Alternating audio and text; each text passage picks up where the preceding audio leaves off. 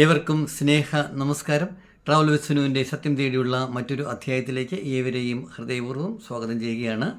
ദയവായി നമ്മളുടെ ചാനൽ നിങ്ങൾ ഇതുവരെ ലൈക്ക് ചെയ്തിട്ടില്ല, ഷെയർ ചെയ്തിട്ടില്ല, സബ്സ്ക്രൈബ് ചെയ്തിട്ടില്ല എങ്കിൽ ദയവായി ചാനൽ ലൈക്ക് ചെയ്യുവാനും ഷെയർ ചെയ്യുവാനും സബ്സ്ക്രൈബ് ചെയ്യുവാനും മറക്കാതിരിക്കണം. നിങ്ങളുടെ വിലയേറിയ അഭിപ്രായങ്ങളും നിർദ്ദേശങ്ങളും എഴുതി അറിയിക്കുകയും ചെയ്യണം.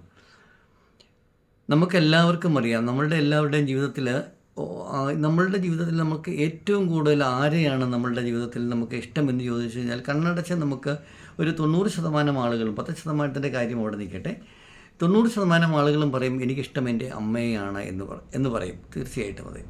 അമ്മ എന്ന് പറയുന്ന ആ മൂർത്തി, അത് നമ്മൾക്ക് എല്ലാ മനുഷ്യർക്കും അവർക്ക് എല്ലാമാണ്. അവരുടെ ഈശ്വരനാണ്, അവരുടെ സ്നേഹമാണ്.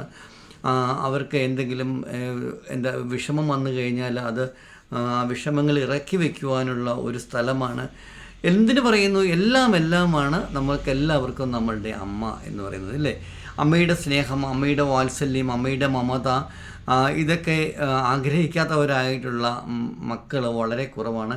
എല്ലാ മക്കളും ആഗ്രഹിക്കുന്നത് അമ്മ നമ്മളെ അപരിമേയമായി നമ്മളെ സ്നേഹിക്കണം, നമ്മളെ മാത്രമേ സ്നേഹിക്കാവുള്ളൂ, അമ്മ നമ്മളെ ഏറ്റവും കൂടുതൽ കൺസിഡർ ചെയ്യണം എന്നൊക്കെയാണ് എല്ലാ മക്കളും ആഗ്രഹിക്കുന്നത്. പക്ഷേ ഈ ആഗ്രഹമൊക്കെ മക്കളുടെ ഒരു പ്രായം കഴിയുമ്പോഴേക്കും ആഗ്രഹം അങ്ങ് മാറും.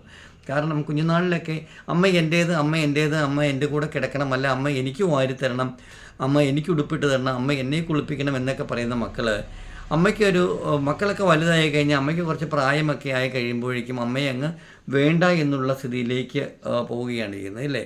പക്ഷേ എങ്ങനെയൊക്കെ അങ്ങനെ മക്കൾ അത്തരത്തിലൊക്കെ കാണിച്ചു കഴിഞ്ഞാൽ അമ്മ എന്ന് പറഞ്ഞ ആ മൂർത്തിക്ക് അല്ലെങ്കിൽ ആ പ്രതിബിംബത്തിന് മക്കളെ ഒരിക്കലും തള്ളിക്കളയുവാനും സാധിക്കുകയില്ല. താൻ എത്രമാത്രമൊക്കെ വിഷമിച്ചാലും, എന്തൊക്കെ ദുരിതങ്ങളിലൂടെ കടന്നു പോകേണ്ടി വന്നാലും, തനിക്ക് മാനസികമായും ശാരീരികമായിട്ടും എത്രമാത്രം വിഷമങ്ങളുണ്ടായാലും അതൊന്നും തൻ്റെ കുഞ്ഞുങ്ങളെ അറിയിക്കാതെ അവരെ നന്നായിട്ട് മുന്നോട്ട് കൊണ്ടുപോകണം.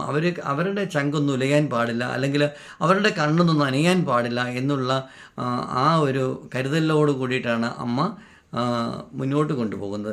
അത് നമ്മുടെ ലോകത്തിലുള്ള സകല ചരാചരങ്ങളെ നോക്കുകയാണെങ്കിൽ എല്ലാ അമ്മമാരെയും, ഇപ്പോൾ ഒരു പട്ടിക്കുഞ്ഞിടാണെങ്കിലും പൂച്ചക്കുഞ്ഞാണെങ്കിലും ഒരു കാക്കയാണെങ്കിലും ആരാണെന്നുണ്ടെങ്കിലും അമ്മമാർ എന്ന് പറഞ്ഞു കഴിഞ്ഞാൽ, അമ്മ എന്ന് പറഞ്ഞതാണെങ്കിൽ തൻ്റെ കുഞ്ഞിനെ തള്ളക്കോഴി പോലെ നമ്മുടെ പരുന്തിൽ നിന്നും കാക്കയിൽ നിന്നും ഒക്കെ രക്ഷപ്പെടുത്തി തൻ്റെ ആ ചിറകിനടിയിൽ ഒളിപ്പിക്കുന്ന സ്നേഹമാണ് അമ്മ. മക്കൾക്ക് വേണ്ടി അമ്മ എന്തും ചെയ്യും. കാരണം അവിടെ അമ്മയ്ക്ക് തെറ്റ് ശരികൾ അങ്ങനെ വിവേചിച്ചറിയുവാനുള്ള ആ ഒരു സംഗതി ചിലപ്പോൾ അമ്മ നോക്കി എന്ന് വരികയില്ല. ചിലപ്പോൾ ചെയ്യുന്നത് മുഴുവൻ തെറ്റായിരിക്കാം, അല്ലെങ്കിൽ മറ്റുള്ള സമൂഹം മുഴുവൻ കുറ്റപ്പെടുത്തുന്ന രീതിയിലുള്ള കാര്യങ്ങളായിരിക്കാം. പക്ഷേ അത് തൻ്റെ മക്കൾക്ക് വേണ്ടിയാണ്, തൻ്റെ മക്കൾക്ക് അത് അനിവാര്യമാണ്, മക്കളുടെ സുരക്ഷയ്ക്ക് അത് അനിവാര്യമാണ് എന്ന് തോന്നിയാൽ പിന്നീട് അമ്മ ഒന്നും ചിന്തിക്കത്തില്ല. എത്ര വലിയ തെറ്റാണ് അല്ലെ എത്ര വലിയ പാപമാണെങ്കിലും തങ്ങളുടെ മക്കളെ കരുതി ചിലപ്പോൾ അമ്മ അങ്ങനെ ചെയ്തു എന്ന് വരും. അതുകൊണ്ടാണ് പലപ്പോഴും പല അമ്മമാരും പ്രോസ്റ്റിറ്റ്യൂട്ട്സായി മാറുന്നത്, അല്ലെങ്കിൽ മറ്റുള്ള എന്തെങ്കിലും തെറ്റായ വഴികളിലൂടെ തിരിഞ്ഞു പോകുന്നത്. കാരണം മക്കളെ നോക്കുവാനായിട്ട് അല്ലെങ്കിൽ അവരെ പ്രാപ്തരാക്കുവാനായിട്ട് ചിലപ്പോൾ അമ്മയ്ക്ക് മറ്റു വഴികളൊന്നും തെളിഞ്ഞു വന്നു എന്ന് വരികയില്ല. അപ്പോൾ കിട്ടുന്ന വഴിയിൽ കൂടി സഞ്ചരിച്ചിട്ട് തൻ്റെ കുഞ്ഞുങ്ങളെ നന്നായി വളർത്തിയെടുക്കുക എന്നുള്ളതാണ് അമ്മയുടെ കടമ. അതിനുവേണ്ടി അമ്മ എന്ത് ത്യാഗവും എന്ത് വേദനയും സഹിക്കുവാനായിട്ട് തയ്യാറാകും. അത്തരത്തിൽ ത്യാഗവും വേദനയും വളരെയേറെ സഹനവും ഒക്കെ ഉൾക്കൊണ്ട് മുന്നോട്ട് പോയ ഒരമ്മയെക്കുറിച്ചിട്ടാണ് ഞാൻ പറയുന്നത്. ആ അമ്മയുടെ സ്വദേശം കോട്ടയമാണ്. അമ്മയുടെ പേര് ഗ്രീഷ്മ എന്നാണ്. കോട്ടയംകാരി ഗ്രീഷ്മയ്ക്ക് 3 പെൺകുട്ടികളാണുള്ളത്. ഗ്രീഷ്മയ്ക്ക് 3 പെൺകുട്ടികളിൽ ഏറ്റവും മൂത്ത മകൾ MSc ആണ്, രണ്ടാമത്തവൾ BSc ആണ്, BSc കമ്പ്യൂട്ടർ സയൻസ് പഠിക്കുന്നു, മൂത്തയാൾ MSc മാത്തമാറ്റിക്സ് ആണ്, മൂന്നാമത്തെ പെൺകുട്ടി +2 പഠിക്കുന്ന ആ സമയം നമ്മുടെ മുൻപത്തെ കഥകളൊക്കെ, മുൻപത്തെ ഗ്രീഷ്മയുടെ ജീവിതത്തിൻ്റെ മുന്നിലുള്ള കാര്യങ്ങളൊക്കെ നമ്മൾ വിശദീകരിച്ച് കഴിഞ്ഞാൽ ധാരാളം സമയം വേണം. മാന്യ പ്രേക്ഷകർക്ക് തീർച്ചയായിട്ടും അത്രയും സമയമൊക്കെ എടുത്ത് കാണുക അല്ലെങ്കിൽ കേൾക്കുക എന്ന് പറയുന്നത് ഇച്ചിരി ബുദ്ധിമുട്ടായതുകൊണ്ട് ഞാൻ മറ്റുള്ള കാര്യങ്ങളൊക്കെ വളരെ ചുരുക്കിയാണ് ഞാൻ പറയുന്നത്. ഗ്രീഷ്മയുടെ വിവാഹത്തിന് ശേഷം 3 പെൺകുട്ടികളായപ്പോൾ ഭർത്താവിന് ഗ്രീഷ്മയെ മടുത്തു. കാരണം പെണ്ണിനെ പറയാനായിട്ട് മാത്രം ഒരുത്തിയുടെ കൂടെ ജീവിക്കുക, ചിലവുകൾ മാത്രമാണ്, ആ ഒരു ആൺകുഞ്ഞിനെ തരാതെ കിട്ടാതിരിക്കുക എന്നൊക്കെ പറയുമ്പോൾ സ്വാഭാവികമായിട്ടും അസ്വാരസ്യങ്ങളും അസ്വസ്ഥതകളുമൊക്കെ ഉണ്ടായപ്പോൾ 3 പെൺകുട്ടീനെയും 3 മക്കളെ പെൺകുഞ്ഞുങ്ങളായ 3 മക്കളെയും തൻ്റെ ഭാര്യയും ഉപേക്ഷിച്ചിട്ട് ദിവാകരൻ എന്ന് പറഞ്ഞ ഗ്രീഷ്മയുടെ ഭർത്താവ് മറ്റൊരു സ്ത്രീയോടൊപ്പം പോവുകയാണ് ഉണ്ടായത്. അവർ തന്നെ ഉപേക്ഷിച്ചിട്ട് തൻ്റെ പറക്കാൻ പറ്റാത്ത 3 കുഞ്ഞുങ്ങളെ ഉപേക്ഷിച്ചിട്ട് ദിവാകരൻ പിന്നെ എവിടേക്കോ മറ്റൊരാളുടെ കൂടെ പോയപ്പോഴേക്കും ഗ്രീഷ്മ തടന്നില്ല. കാരണം കുഞ്ഞുങ്ങൾ അമ്മ എന്ന് പറഞ്ഞാൽ അമ്മയ്ക്ക് കുഞ്ഞുങ്ങളെ ദിവാകരൻ പോയതുപോലെ ഒരിക്കലും ഒരു അച്ഛൻ പോകുന്ന പോലെ ഒരിക്കലും ഒരമ്മയ്ക്ക് അങ്ങനെ പോകുക എന്നില്ല. പോകുന്ന ആൾക്കാരുമുണ്ട്. പക്ഷേ ഗ്രീഷ്മ എങ്ങും പോയില്ല. ഒരു വാടക വീട്ടിൻ്റെ തണലിൽ 3 കുഞ്ഞുങ്ങളെ ചേർത്ത് പിടിച്ചുകൊണ്ട് ഗ്രീഷ്മ ജീവിതം പടവെട്ടി മുന്നോട്ട് കൊണ്ടുപോയി. ജോലിക്ക് വലിയ കാര്യമായിട്ടുള്ള വിദ്യാഭ്യാസമൊന്നും ഇല്ലായിരുന്നിട്ടും കോട്ടയത്തുള്ള ഒരു തുണിക്കടയിൽ ഗ്രീഷ്മയ്ക്ക് ജോലി കിട്ടി. അവിടെ സെയിൽസിനാണ്. വളരെ പരിമിതമായ ജോലിയൊക്കെ ഉള്ളൂ, മീൻസ് പൈസയൊക്കെ ഉള്ളൂ. അറിയാം, വളരെ രാവിലെ 9 മണിക്ക് തന്നെ എത്തണം. വൈകുന്നേരം ഇറങ്ങുമ്പോൾ തന്നെ 7 മണിയൊക്കെ അത്രയും സമയമൊക്കെ ആകുമ്പോഴാണ് ഇറങ്ങാൻ പോയത്. തുണിക്കടയിലെന്ന് പറഞ്ഞു കഴിഞ്ഞാൽ അത് 7 മണിക്ക് തന്നെ അവിടെ നിന്ന് പോകുന്നത് അവരുടെ ഒരു ഫേവറാണ്. കാരണം അവർക്ക് അവിടെയൊക്കെ 12 മണിക്കൂറാണ് ഡ്യൂട്ടി. ഈ 12 മണിക്കൂർ നിൽക്കാതെയുള്ള ഇപ്പോൾ കുറച്ച് അതിനുള്ള ചില അയവുകളൊക്കെ വന്നിട്ടുണ്ട്. രാവിലെ മുതൽ കീപ്പ് ഓൺ കണ്ടിന്യൂസ്ലി നിന്നുള്ള ജോലിയാണ്.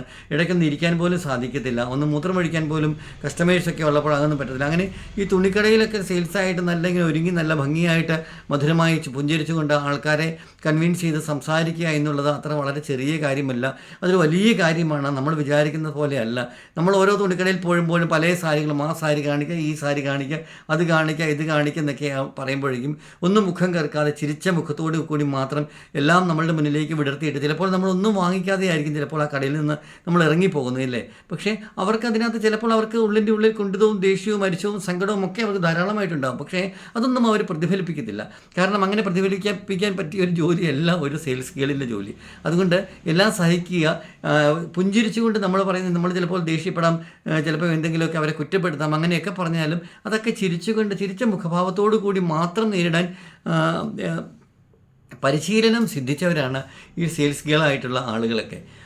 അപ്പോൾ ഗ്രീഷ്മ നമ്മുടെ കോട്ടയത്ത് നമ്മുടെ ധാരാളം കടകളുണ്ടല്ലോ. ഒത്തിരി ഞാൻ പേരെടുത്ത് പറയുന്നില്ലെന്നേ ഉള്ളൂ. ഗ്രീഷ്മയുടെ താമസിക്കുന്നത് പാമ്പാടിയിലാണ്, വാടകയ്ക്ക് താമസിക്കുന്നത്.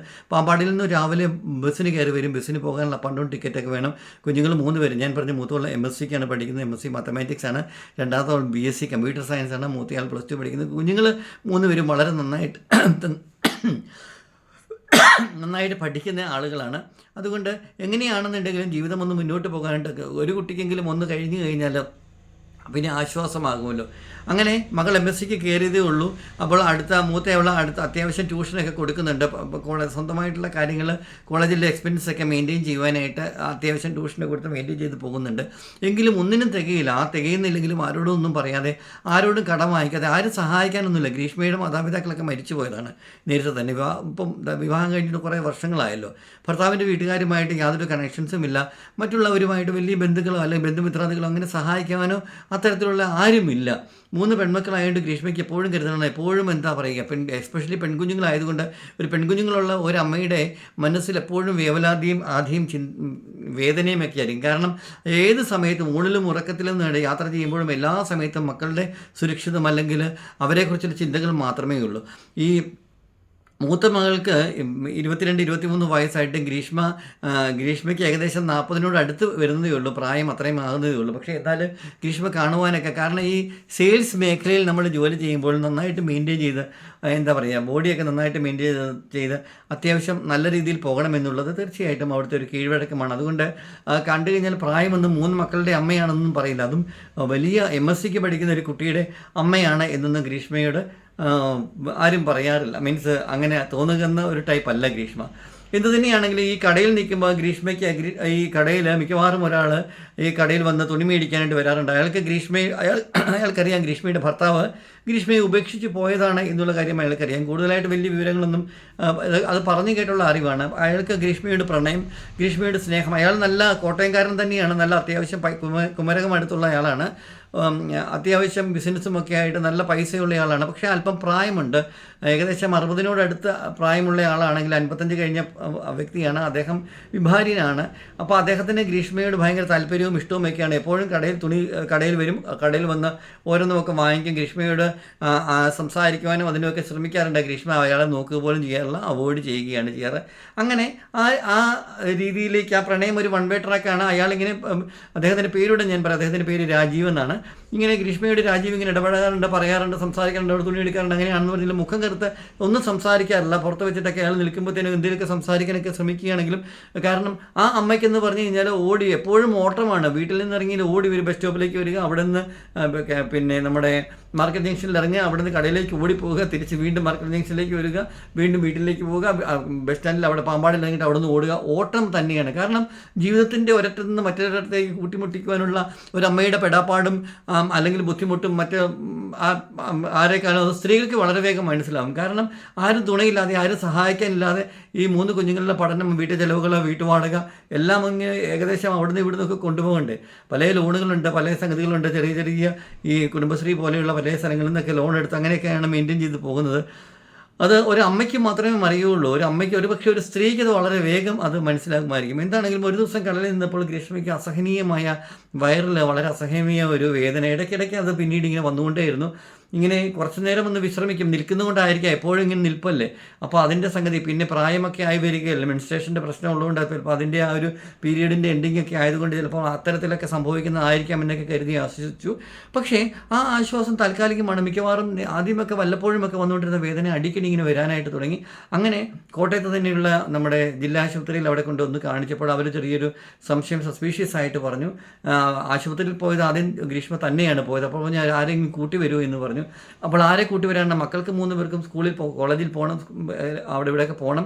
അപ്പോൾ മക്കളെ കൂട്ടിക്കൊണ്ട് വരാൻ പറ്റത്തില്ല, ലീവ് എടുക്കാൻ സാധിക്കത്തില്ല. ഒരു ദിവസം ലീവ് എടുക്കുന്ന അത്രയും പൈസ വളരെ തുച്ഛമായിട്ടുള്ള തുകയാണെങ്കിലും അത് പോയി കഴിഞ്ഞാൽ അത് പിന്നെ ഭയങ്കര പ്രശ്നമാണ്. അപ്പോൾ അവിടുന്ന് ഇപ്പോൾ സ്പെഷ്യൽ പെർമിഷൻ അവിടുന്ന് വാങ്ങിച്ചിട്ട് തൊട്ടടുത്താണല്ലോ നമ്മുടെ ആ മാർക്കറ്റ് ജംഗ്ഷൻ്റെ കുറച്ച് ഫ്രണ്ടിലേക്ക് പോയി കഴിഞ്ഞാൽ മനോരമയുടെ ഒക്കെ അവിടെയാണ് നമ്മുടെ ജില്ലാ ആശുപത്രി. അവിടെ പോയപ്പോഴേക്കും ഡോക്ടറെ കണ്ടപ്പോൾ ഡോക്ടറെ ചെറിയൊരു സംഗതി പറഞ്ഞു, എന്തായാലും ഒരു കാര്യം ചെയ്തോളൂ, നിങ്ങൾ മെഡിക്കൽ കോളേജിൽ ഒന്ന് കാണൂ എന്ന് പറഞ്ഞു.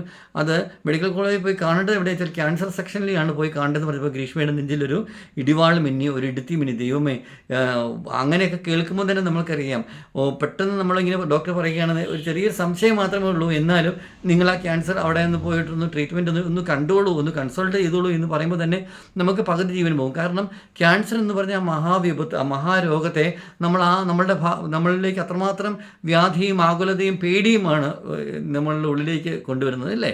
അപ്പോൾ അങ്ങനെ ചെയ്തപ്പോഴത്തേക്കും ഗ്രീഷ്മയ്ക്ക് പേടിയായി. പിറ്റേ ദിവസം വളരെ ഉറ്റ സുഹൃത്തായിട്ടുള്ള മക്കളെ ഒന്നും കൊണ്ടുപോയി പറ്റത്തില്ലല്ലോ, അവിടേക്ക് പോയി, അവിടെ ചെന്നു, പരിശോധനയ്ക്കായിട്ട് അവിടെ ചെന്നു, ബയോപ്സിക്ക് വേണ്ടിയിട്ടൊക്കെ എടുത്തു, തിരിച്ചു പോയിരുന്നു. വളരെ വേഗം, അധികം വൈകാതെ തന്നെ റിസൾട്ട് അറിഞ്ഞു. ഗർഭാശയത്തിൽ ക്യാൻസർ അതിൻ്റെ അട്ടർ സ്റ്റേജും കഴിഞ്ഞ്, 2ാമത്തെ സ്റ്റേജും കഴിഞ്ഞ് 3ാമത്തെ സ്റ്റേജിലേക്ക് കടന്നിരിക്കുകയാണ്.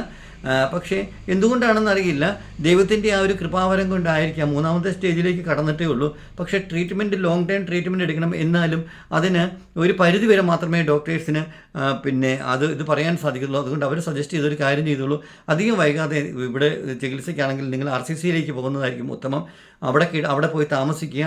ആ രീതിയിലേക്ക് കാര്യങ്ങൾ എത്തിയിരിക്കുന്നു. ഒത്തിരി വൈകരുത്, വൈകി കഴിഞ്ഞാൽ പ്രശ്നമാണ്. വേറെ ആരെങ്കിലുമൊക്കെ ആയിട്ട് മറ്റുള്ള നമ്മളെ ഈ ക്യാൻസർ വാർഡിലേക്ക് അവിടേക്കൊക്കെ ചെല്ലുമ്പോഴേക്കും നമ്മൾ തനിച്ച് ചെന്ന് കഴിയുമ്പോഴേക്കും ചില കാര്യങ്ങൾ അവർ നമ്മളോട് പറയാനായിട്ട് കൂട്ടാക്കാറില്ല. ഡോക്ടേഴ്സ് ആണെങ്കിൽ നമ്മുടെ കൂടെ ആരാണ് ഉള്ളത് എന്നുള്ള കാര്യം പറയാനായിട്ട് കൂട്ടാക്കാറില്ല. സ്വാഭാവികമാണെന്ന് വെച്ചാൽ ഒരു രോഗിയോട് ഡയറക്റ്റായിട്ട് നിങ്ങൾക്ക് ക്യാൻസർ ആണ്, നിങ്ങളുടെ ക്യാൻസറിൻ്റെ ഈ ലെവലിലാണ്, ഇത് കുറച്ചുകൂടെ കഴിഞ്ഞ് പോയാൽ നിങ്ങളുടെ ജീവൻ അപഹരിക്കാനുള്ള സാധ്യതയുണ്ട് എന്നൊക്കെ ഒരിക്കലും ഒരു രോഗിയുടെ മുഖത്ത് നോക്കി പറയുമ്പോൾ അവർക്കുള്ള ആത്മവിശ്വാസം തീർച്ചയായിട്ടും അങ്ങ് ഇല്ലാതെയായി പോവുകയാണല്ലോ. പക്ഷേ ഗ്രീഷ്മയുടെ കേസിൽ ഗ്രീഷ്മയ്ക്ക് മറ്റാരുമില്ല. അതുകൊണ്ട് ഡോക്ടറോട് സധൈര്യം പറഞ്ഞു, ഡോക്ടറെ എന്താണെങ്കിലും പറഞ്ഞോളൂ, കുഴപ്പമില്ല, എനിക്ക് ഞാൻ മാത്രമേ ഉള്ളൂ, എനിക്ക് മറ്റുള്ളവരോട് പറയാനോ അല്ലെങ്കിൽ പറഞ്ഞ് നമ്മളെക്കൊണ്ട് ചെയ്യിപ്പിക്കാനൊന്നും എനിക്ക് ആരുമില്ല, അതുകൊണ്ട് എന്തും ആണെങ്കിലും ഞാൻ സഹിക്കാൻ തയ്യാറാണ് എന്നുള്ള പറഞ്ഞപ്പോഴാണ് ആ നടുക്കുന്ന സത്യം ഗ്രീഷ്മയ്ക്ക് മനസ്സിലായത്. ഗ്രീഷ്മ മരണത്തിനോട് അടുത്തുകൊണ്ടിരിക്കുകയാണ് എന്നുള്ള കാര്യം. എന്നിട്ട് നെക്സ്റ്റ് ഡേ അതുപോലെ വളരെ ക്ഷീണമാണ്, ശരീരത്തിന് ഭയങ്കര ആയാസമാണ്, പക്ഷേ ലീവ് എടുക്കാൻ പറ്റില്ല, കുഞ്ഞുങ്ങൾ പഠിക്കുകയാണ്. ദൈവമേ, മകൾ അപ്പോൾ MSCക്ക് എക്സാമിനോടൊക്കെ അടുത്തിരിക്കുന്നു, 3-4 മാസം കഴിഞ്ഞാൽ എക്സാം ആകും, മറ്റുള്ള കാര്യങ്ങളൊക്കെ പോകുന്നു.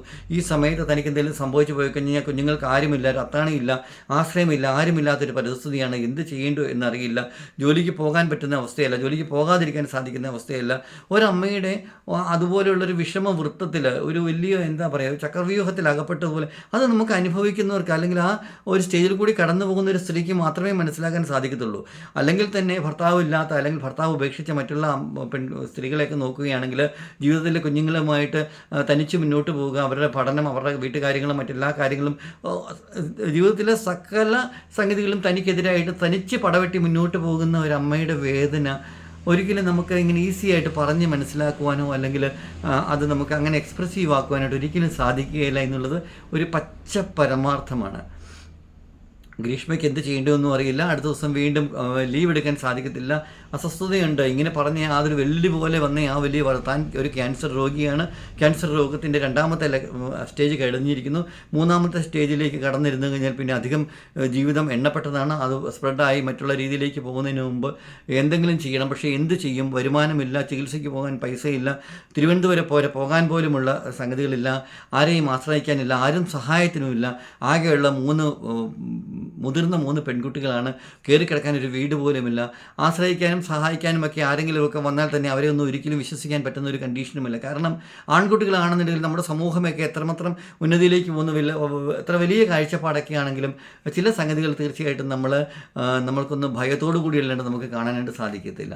അന്നും വൈകുന്നേരം ആ ഗ്രീഷ്മയെ ഇഷ്ടപ്പെടുന്ന ഞാൻ കുമരകംകാരനായ രാജീവ് കടയിൽ വന്നിരുന്നു, സംസാരിച്ചു, കാര്യങ്ങളൊക്കെ ഓരോ കാര്യങ്ങളായിട്ട് ചോദിക്കാനായിട്ട് തുടങ്ങിയപ്പോൾ ഗ്രീഷ്മ ആദ്യമായിട്ട് അയാളെ നോക്കി ഹൃദ്യമായി ഒന്ന് ചിരിച്ചു.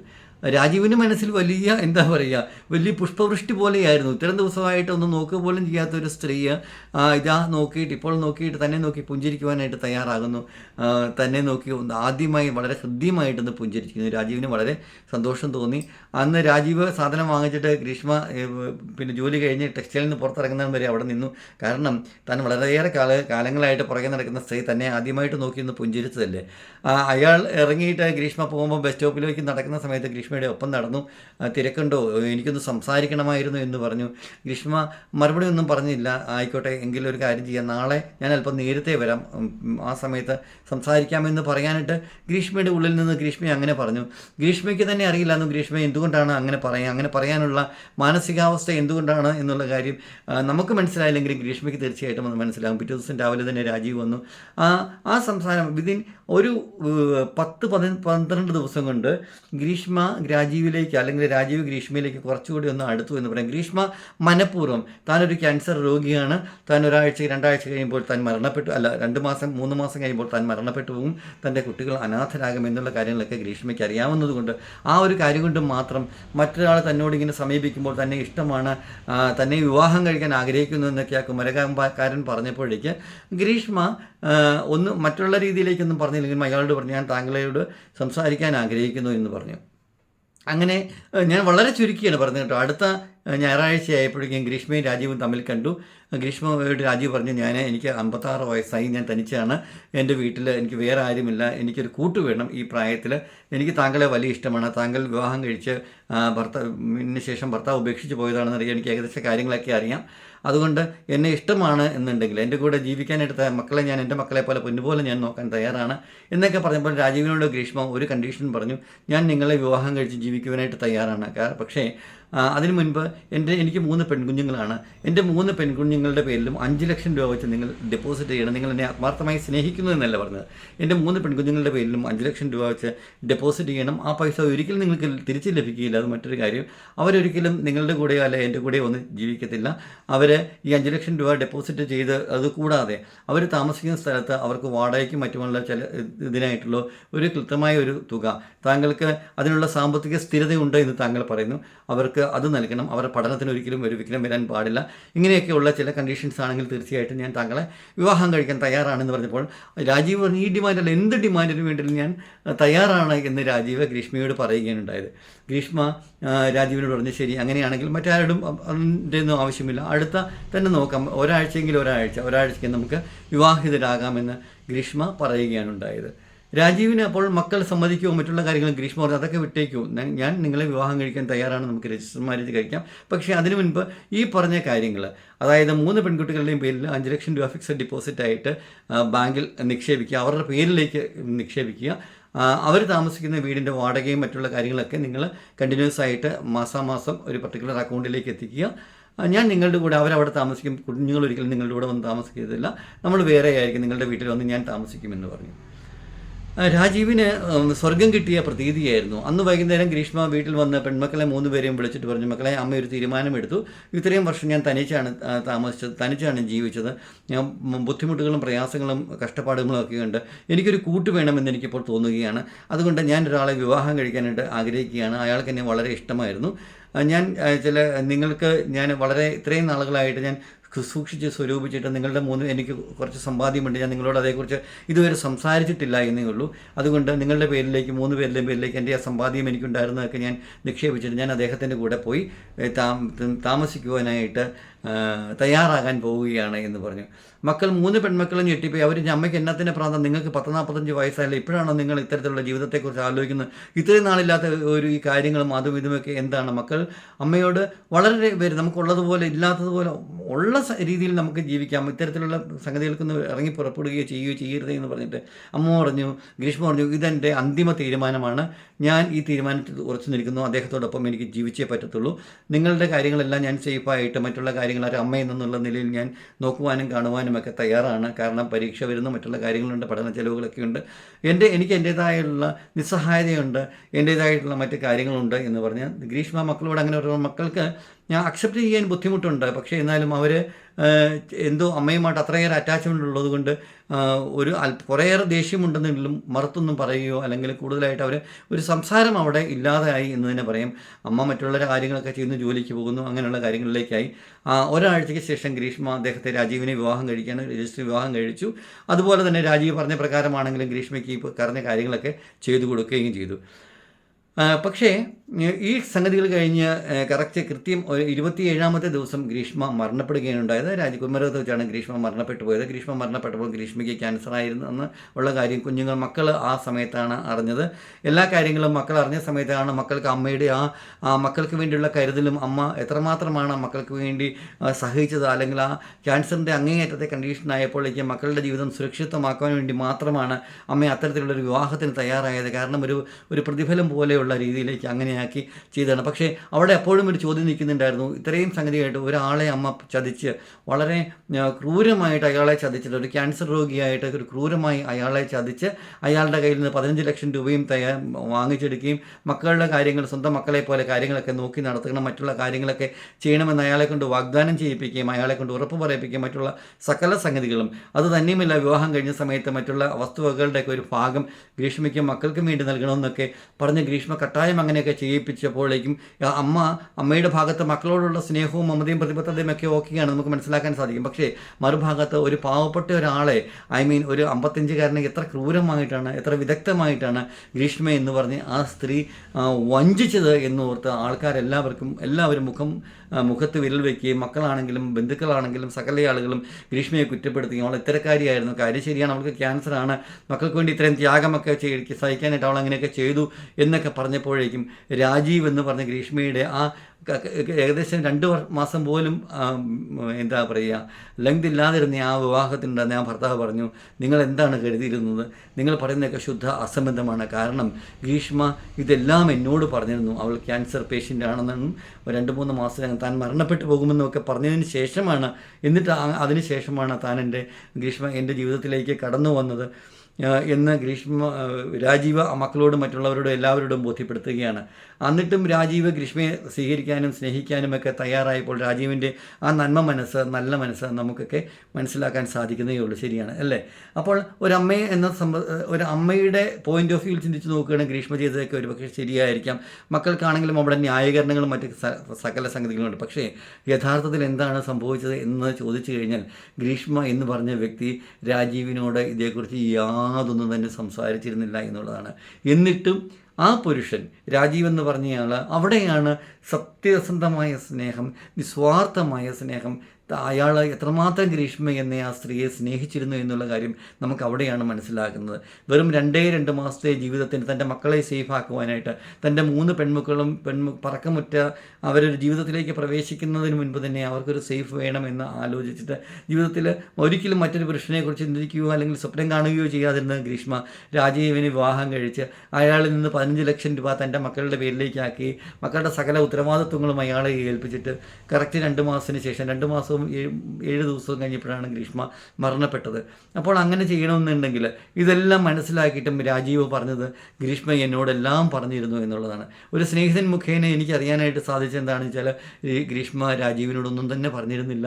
പക്ഷേ ഗ്രീഷ്മയോടുള്ള അവാച്യമായ ആ സ്നേഹം, നിസ്തുലമായ സ്നേഹം, കാരണം അയാൾ ഗ്രീഷ്മയെ സ്നേഹിച്ചത് from the bottom of his എന്താ പറയുക, നമ്മുടെ ഹൃദയത്തിൻ്റെ അഗാധത്തിൽ നിന്നെന്നൊക്കെ പറയില്ലേ, അതൊന്നുമല്ല. അതിനപ്പുറത്ത് നിന്ന് അതിന് എത്രയോ ജന്മാന്തരങ്ങളിലുള്ള ബന്ധം പോലെ തനിക്ക് വേണ്ടി ജനിച്ചയാളാണ്, തൻ്റെ പെണ്ണാണ് അയാൾ ഒരിക്കലും വിവാഹം പോലും കഴിച്ചിരുന്നില്ല, മനസ്സിലായില്ലേ. അപ്പോൾ അതിനുള്ളിൽ മറ്റു പല കാര്യങ്ങളുമുണ്ട്. കാരണം പിന്നീടാണ് അറിയാൻ സാധിച്ചത് രാജീവ് എന്ന് പറഞ്ഞ വ്യക്തിത്വം വളരെയേറെ വർഷങ്ങൾക്ക് മുമ്പ് ഗ്രീഷ്മ എന്ന് പറഞ്ഞ ആ സ്ത്രീയെ സ്നേഹിക്കുകയും അവരെ മനസ്സിൽ കൊണ്ട് നടക്കുകയും ഒക്കെ ചെയ്യുന്നുണ്ടായിരുന്നു. ഒരു ദിവസം ഗ്രീഷ്മ തൻ്റെ ഭാര്യയായി തൻ്റെ കൂടെ ജീവിക്കണം എന്നുള്ളത് മാത്രമായിരുന്നു രാജീവ് എന്ന് പറഞ്ഞ ആ പുരുഷൻ്റെ ആഗ്രഹം. നമ്മുടെ സമൂഹത്തിൽ നമ്മൾ ധാരാളം പുരുഷന്മാർ ചതിയന്മാരായിട്ടുള്ളവർ, വഞ്ചകന്മാരായിട്ടുള്ള, പീഡകന്മാരായിട്ടുള്ള, ബലാത്സംഗക്കാരായിട്ടുള്ളത്, ധാരാളം വ്യത്യസ്തമായിട്ടുള്ള ധാരാളം ആളുകളെ നമ്മൾ കാണാറുണ്ട് അല്ലേ, നമുക്കറിയാനായിട്ട് സാധിക്കുന്നുണ്ട്. പക്ഷേ അതിൽ നിന്നൊക്കെ എത്രയോ വ്യത്യസ്തനാണ് രാജീവ് എന്ന് പറഞ്ഞ ഈ മനുഷ്യൻ. ആ നല്ല മനുഷ്യൻ ഇപ്പോഴും കുമരകത്തുണ്ട്. ഞാൻ അദ്ദേഹത്തിന് വലിയൊരു പ്രണാമം അർപ്പിക്കുകയാണ്. ട്രാവൽ സുലുവിൻ്റെ സത്യം തേടിയുള്ള യാത്രയിൽ നിങ്ങളെല്ലാവരും അദ്ദേഹത്തെ മനസ്സുകൊണ്ട് അഭിനന്ദിക്കുക, അല്ലെങ്കിൽ പ്രാർത്ഥനയിലൂടെ അദ്ദേഹത്തിന് വേണ്ടി പ്രാർത്ഥിക്കുക. കാരണം ഇത്തരത്തിലുള്ള ഒരു മഹത് വ്യക്തിയെ കാണുവാൻ നമ്മളുടെ ഈ നൂറ്റാണ്ടിൽ അസാധ്യമാണ് എന്നുള്ളത് എനിക്ക് അടിവരയിട്ട് പറയാനായിട്ട് സാധിക്കും. ഞാനൊരു പുരുഷനാണ്, എനിക്ക് മക്കളുണ്ട്, മറ്റു കാര്യങ്ങളൊക്കെയുണ്ട്. പക്ഷേ നമുക്കൊക്കെ ഒരിക്കലും ഒരാൾ വരികയാണ്, 2 മാസത്തേക്ക് വരികയാണ്, അയാൾക്ക് എങ്ങനെയൊക്കെ ചെയ്തു കൊടുക്കണം, ഇത്രയൊക്കെയാണ്, അതിനുശേഷം മരണപ്പെട്ടു പോകും, അതൊന്നും നമ്മളോട് ഒരിക്കൽ പോലും പറയുക പോലും ചെയ്യാതിന് ശേഷം അങ്ങനെയൊക്കെ ആയിരുന്നു എന്ന് പറയുമ്പോൾ നമ്മൾ ചതിക്കപ്പെട്ടു, നമ്മൾ വഞ്ചിക്കപ്പെട്ടു എന്ന് നമുക്ക് മനസ്സിലായാലും എങ്കിൽ കൂടിയും ആ സ്നേഹത്തിന് മുൻപിൽ, അല്ലെങ്കിൽ അവരുടെ ആ സ്നേഹം അതിന് മുൻപിൽ മറ്റെല്ലാം മറന്നു കളയാനായിട്ട് സാധിച്ച രാജീവ് എന്ന എന്താ പറയുക, റിയൽ ഹ്യൂമാനിറ്റി ഉള്ളയാൾ, അതായത് യഥാർത്ഥ മനുഷ്യ സ്നേഹികയ്ക്ക് 1000 പ്രണാമങ്ങൾ അർപ്പിച്ചുകൊണ്ട് അദ്ദേഹത്തിന് വേണ്ടി പ്രാർത്ഥിച്ചുകൊണ്ട് ട്രാവൽ വിത്ത് സുനുവിൻ്റെ സത്യം തേടിയുള്ള യാത്രയുടെ ഈ എപ്പിസോഡ് ഇത് വളരെ ഡിഫറൻ്റ് ആയിട്ടുള്ള ഒരു കഥയാണ്, അല്ല ഡിഫറൻ്റ് ആയിട്ടുള്ള ഒരാളുടെ ജീവിതത്തെക്കുറിച്ചുള്ള ഒരു കാഴ്ചപ്പാടാണ്. ഗ്രീഷ്മയുടെ മക്കളൊക്കെ പഠിക്കുന്നുണ്ട്, കോട്ടയത്താണ് 3 പേരും പഠിക്കുന്നത്, സുഖമായിരിക്കുന്നു, സന്തോഷകരമായിരിക്കുന്നു. അവർക്ക് വേണ്ടി ഗ്രീഷ്മ അത്രയുമൊക്കെ ചെയ്തു. രാജീവിന് ഒരിക്കലും ദുഃഖമോ കുറ്റബോധമോ സങ്കടമോ ഒന്നുമില്ല. ഗ്രീഷ്മ തന്നിൽ നിന്ന് 2 മാസത്തിന് ശേഷം അകന്നുപോയി എന്നുള്ള ആ സങ്കടം മാത്രമേ അദ്ദേഹത്തിനുള്ളൂ. സത്യത്തിൻ്റെ മറ്റൊരു നേർക്കാഴ്ചയുമായിട്ട് വീണ്ടും ഞാൻ നിങ്ങളുടെ മുന്നിൽ അടുത്ത ദിവസം എത്തുന്നതായിരിക്കാം. അതുവരെ ഞാൻ എല്ലാവരോടും വിട ചോദിക്കുകയാണ്. ഏവർക്കും സ്നേഹത്തിൻ്റെ ഭാഷയിൽ നന്ദി, നമസ്കാരം. Thank you all.